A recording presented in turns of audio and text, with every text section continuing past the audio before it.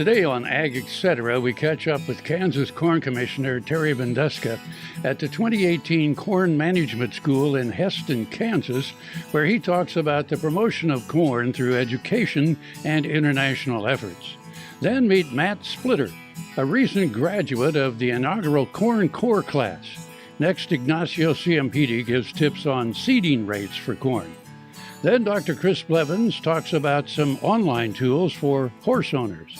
And we end with some cattle nutrition tips from ruminant nutritionist Jeff Heldt.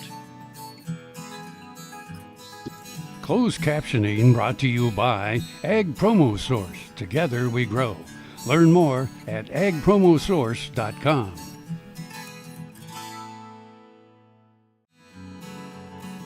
This segment brought to you by Kansas Regenerative Medicine. Your stem cells, your health, your life. I'm Terry Vinduska. I'm in the Kansas Corn Commission from Marion, Kansas in the Central District.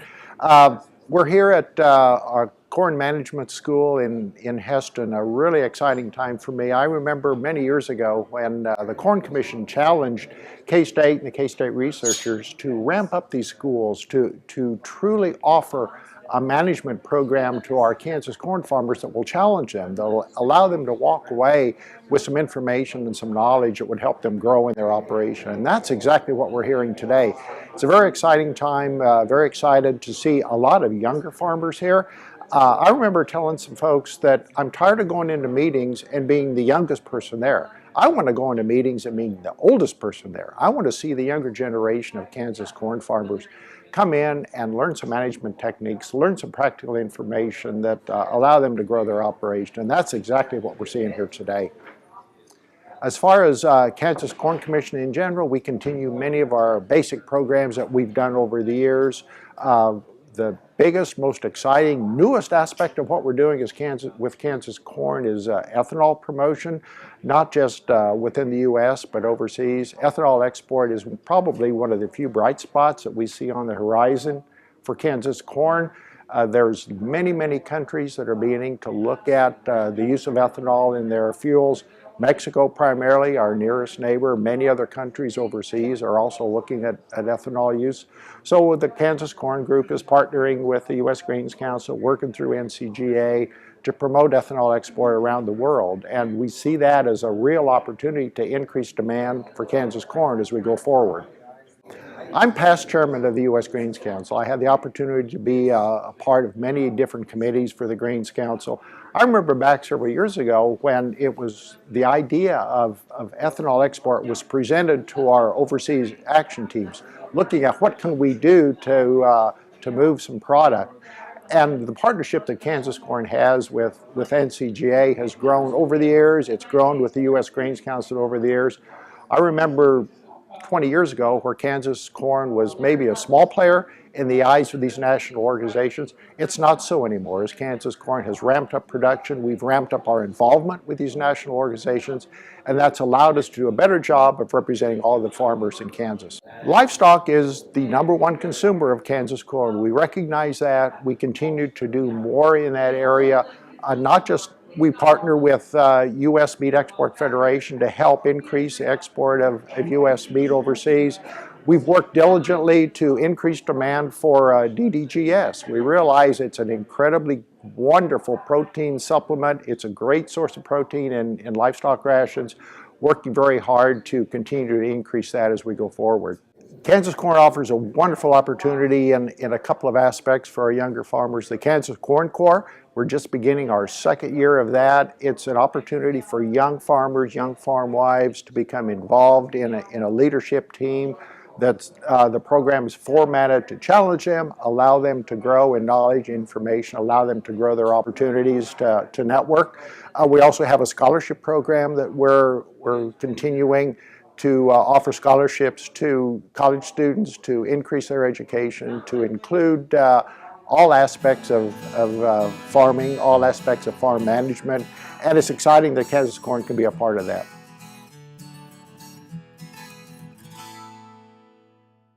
Watch Ag AM in Kansas online at agaminkansas.com. I was in an accident where I fell off a roof. I took the conventional route by using medicine, and I went to see numerous doctors. I found that it really wasn't working as well as I had hoped it would. I don't know why I started to research stem cells, but I did. And I visited with the doctors. They were excellent. I had my neck done, I had my shoulders done, I had a section of my back done, my hips, my sacrum, my sciatica, and my tailbone. But it wasn't really that painful. I was surprised at how easily it was done. It took me approximately 4 hours from the beginning to the end. Now I am having better range of motion in my arms and my neck and my back. So it's been very beneficial to me, and I want to thank Kansas Regenerative Medical Center. It was a long road to get there, but I'm so glad that I found them.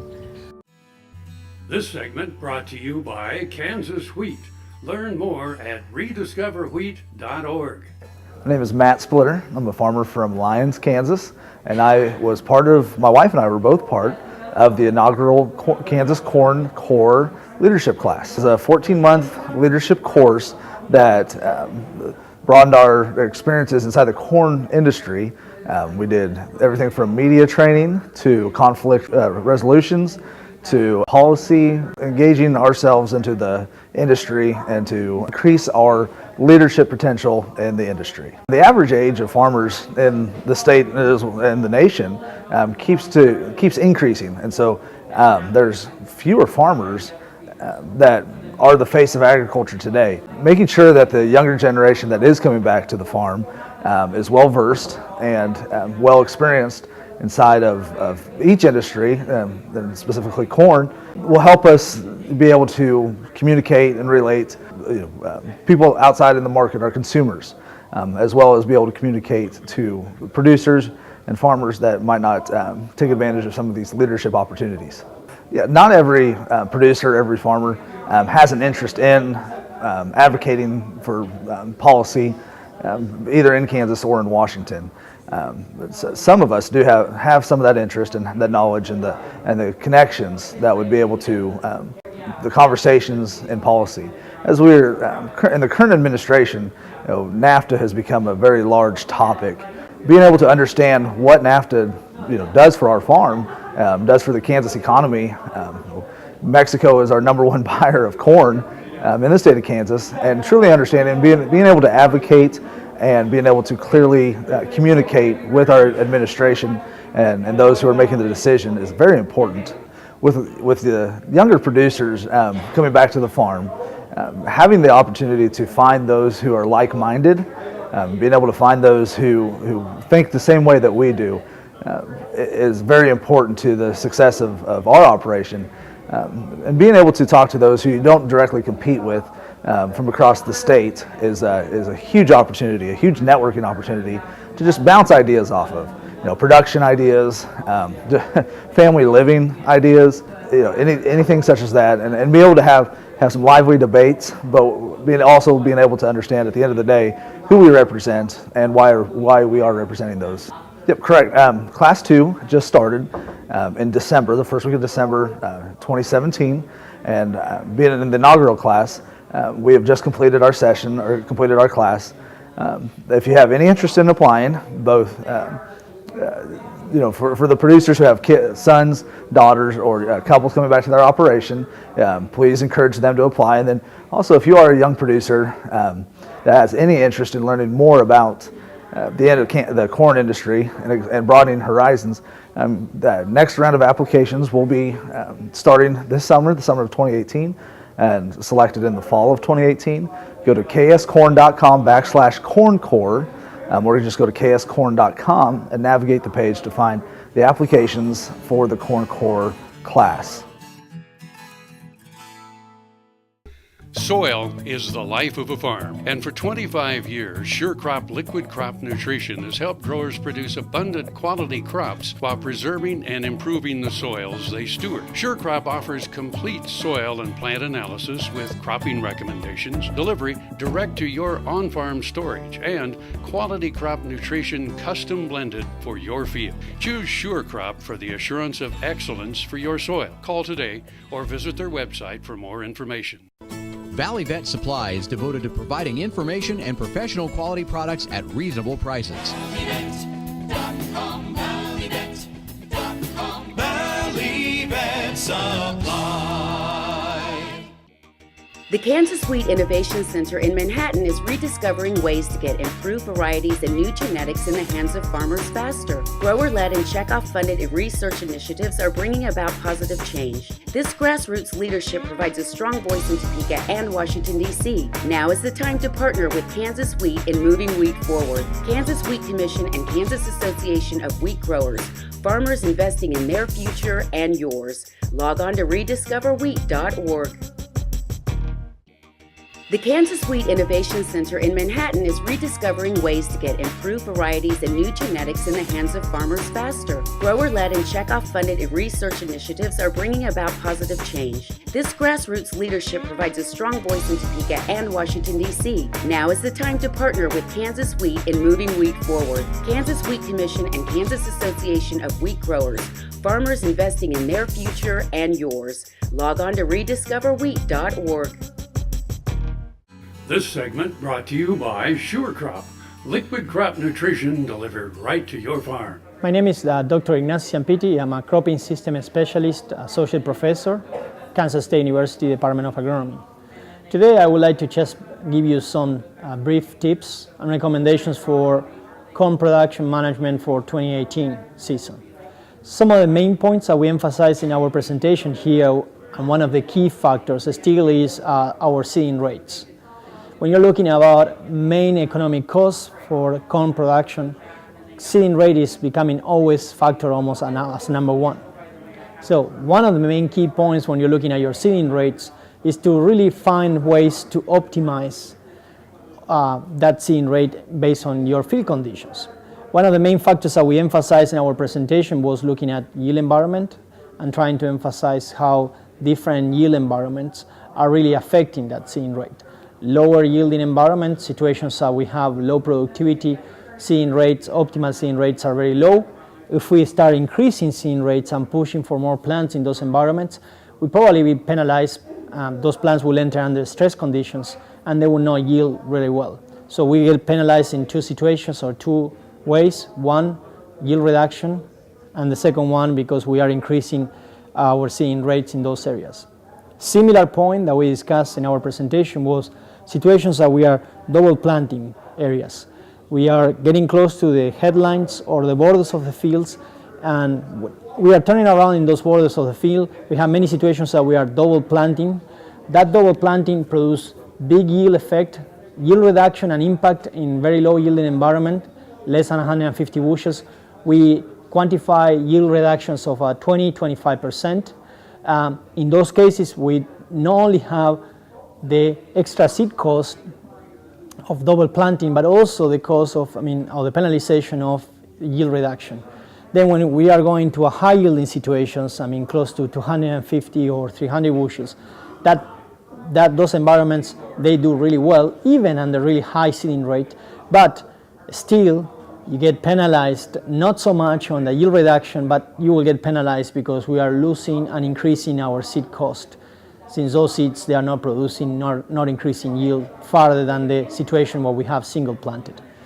And then the last point that I touched base on our presentation was about the nitrogen cost. Nitrogen seems to be, and always is, one of the main factors, number one factor.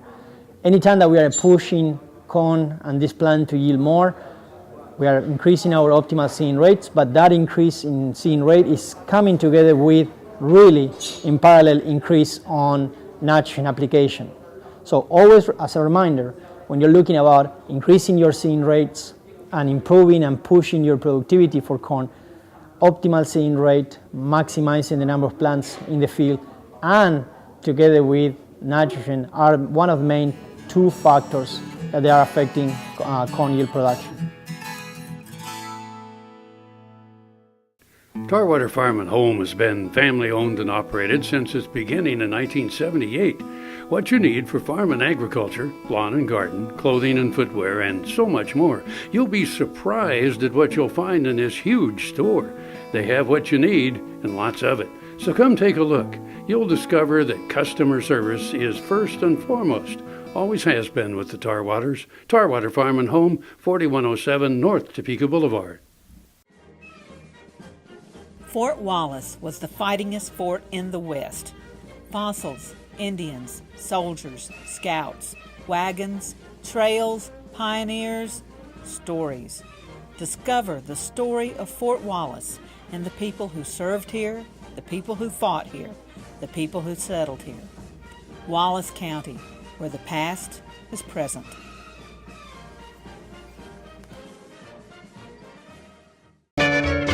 Ag Promo Source is a unique group of marketing specialists with one mission: help your ag business grow. Each affiliate has their own area of expertise, and they work together to bring you advice, products, and services. To get started, visit agpromosource.com. Ag Promo Source, together we grow. Grain sorghum is one of the most important cereal crops worldwide, and Kansas leads the nation in its production. Over the years, sorghum has been either exported, used in animal feed domestically, or for other industrial uses. Recently, its use in the ethanol market has seen tremendous growth, with 30% of domestic sorghum typically going to ethanol production. Kansas Grain Sorghum is committed to sorghum research, market development, and education. Learn more at ksgrainsorghum.org. This segment brought to you by Kansas Corn. Learn more at kscorn.com. Hello and welcome to Horsing Around. I'm Dr. Chris Blevins at Kansas State University Veterinary Health Center, and today we're going to talk about what and where you can find some stuff for you and for your horse. Especially, on different websites, there's a lot of information out there, but what's the most reliable sources or some areas that you as a horse owner could go to find some great information medically or some other information that may be needed for your horse or even while traveling. The first place that kind of start with will be just right here at Kansas State Veterinary Health Center at our website. We do have different topics that are on the web for you to learn about, and it's called Timely Topics. And so if you would just take and in your search engine just go KSU Timely Topics, and it should pop right up. And so that's kind of some of the areas that we see here on the screen here of those, and they're different areas medically, surgically, or just the aspects of welfare and management of your horse. So those topics can be found on our website at the Kansas State University Veterinary Health Center. The other area that is of a great place to go for horse owners and horse information is the AAEP.org. And at that, it's the American Association of Equine Practitioners. So yes, it is where your horse veterinarian would go to get information or even go register for conferences, but it also has a toggle for horse owners. And if you find that off to the side, it has its own website for that of horse owners, where then you can learn information of multiple things, including the aspects of equine welfare, how and when to vaccinate your horse, aspects of emergency. If you have an emergency or emergency disaster that would happen with your horse, how would you handle that or respond with those things? So that can be found on this website. In addition, I moved to the area. I need to find an equine veterinarian. This is a great source to find that. For every equine veterinarian that is a member, they will have their practice information on there based on the location of where you're at. So if you're looking for an equine vet, by no means just go to their website and you can get some great information based on that.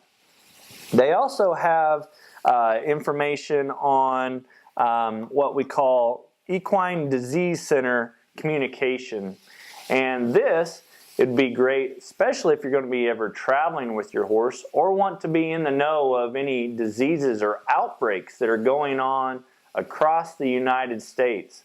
I actually get these emails once a day or once a week, kind of depends on what's going on, of different outbreaks of diseases that are going on throughout the United States and where they're located and what diseases they're dealing with out there. So, especially those that are going and having to travel a lot, this is again a nice website that you can go to for access of that and be logged in so they can send to your own personal email information on that aspects of disease. The other one would be, going to even a local site. The Kansas Horse Council has a great website to get multitude of different information about your horse, horses even for sale. They even have a directory of veterinarians. So Kansas veterinarians that'd be around would have that. And there's also going to be a seminar. Horse Care 101 will be October 7th, and you can find information at the Kansas Horse Council website too. Again, there's a lot of information out there. Even AgAM in Kansas has some great aspects of these things of horsing around that are on there too. If you have any questions, always give us a call too at Kansas State University Veterinary Health Center. I'm Dr. Chris Blevins and for Horsing Around, and we'll see you around. The new Better Horses Network is worldwide, presented by Lucas Oil, featuring worldwide radio and TV with iconic hosts like Al Dunning, Sharon Camarillo, Ernie Rodina, Lindy Birch, and Craig Cameron. With American Cowboy, Horse and Rider, Brushy Creek, Cavenders, and Ride TV. Worldwide radio and TV, the all-new Better Horses Network. You don't have to be a farmer or rancher to become a Kansas Farm Bureau member. Anyone can join. As a member, you'll get discounts on things like hotels and entertainment, health and wellness services, cell phone plans, and more. You'll also strengthen the lives of your fellow Kansans and help build strong, prosperous communities through agriculture advocacy and education. Join us today. Visit kfb.org/join to learn more. KFRM is one of the largest farm radio stations in the nation, dedicated to informing and entertaining rural listeners from northern Oklahoma to southwestern Nebraska. You can catch KFRM in many ways. Of course, 550 on the AM dial, streaming at kfrm.com, or on your smartphone by going to the TuneIn Radio app, or on AgAM in Kansas on Tuesdays and Facebook every day of the week. KFRM, tune us in. You'll be glad you did. This segment brought to you by Kansas Soybean Commission. Progress powered by Kansas farmers. Cattle nutrition. It's important throughout the animal's life cycle, but keeping an eye on a few critical points can make all the difference. That's according to Jeff Heldt, who's a ruminant nutritionist for micronutrients. We have to start with the gestating cow. That's first and foremost from a nutrition standpoint. There's been years of research being conducted looking at supplementation strategies and its impact on cow performance, but what we're learning with those supplementation strategies, very critical for fetal development and the outcome of those calves, not only from a production standpoint, but a carcass quality standpoint. So that's the first step. Then it's taking a critical look at weaning nutrition to be sure calves have enough protein, energy, and minerals. Protein and energy nutrition are the first drivers for the immune system and really contribute to being able, for the body's defense, to be able to fight off those disease challenges. We're learning more and more all the time about trace minerals and their importance in the immune system and what they can do. Both those in combination with overall management practices, good management practices, can really improve health of those animals that subsequently improves performance and then the bottom line for all our producers. Heldt says if cattlemen have used the same program for years, it might be time to give it a fresh look. So these cattle these days have changed dramatically from a genetic standpoint, and so being able to work with some kind of consultant, I would think is probably, or extension educators would be the best in terms of identifying nutritional gaps that may need filled, especially from a cow-calf standpoint. We do have routines established and look at budgets from a feed standpoint that kind of may impact how much we spend and what we spend it on. So being able to get a third party come in and really evaluate those programs, I think is critical to finding those nutritional gaps. Taking a few extra steps could help ensure trace minerals like copper, zinc, and manganese are adequate. And so really doing forage samples, feed samples from a cow-calf standpoint, working with a consulting nutritionist to look at those trace mineral levels and identify what may be missing or what may be deficient and fill in those gaps with the sources, the different sources that might be available. Heldt also says a few extra pennies here could earn more dollars in the long run. I'm Bob Cervera. Closed captioning brought to you by Ag Promo Source. Together we grow. Learn more at agpromosource.com.